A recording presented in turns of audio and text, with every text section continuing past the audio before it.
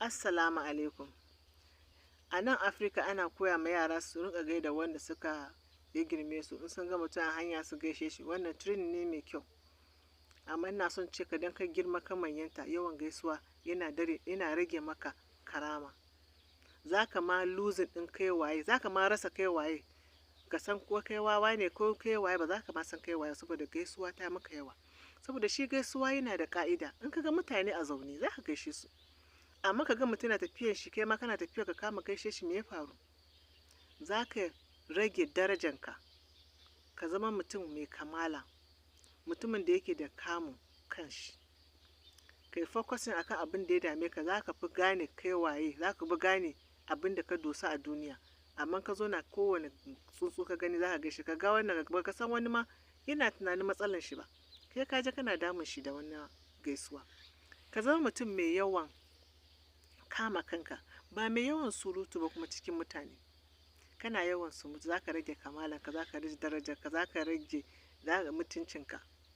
In ka yi shiru za ka ga ana cewa wane ba za ka yi magana ba. To a lokacin za ka yi magana, ka riga ka tattara duk abubuwan da suka faɗa, ka riga ka haɗa naka points ɗin. In ka faɗi naka sai ga naka ya zama daidai. In kana yawan surutu za ka rage daraja. In kana yawan dariya ca ana ganin haƙorinka, za ka rage daraja. Ya kamata ce ka yi murmushi, murmushin ma ba za ga haƙorinka ba. Ko abinci kake ci bai kamata ga haƙorinka ba. Ballantana ka je kana buɗe bakinka wai kana dariya. Yes. In za ka fita ka yi tafiya a hankali kamar mutum ba kamar dabba bazar.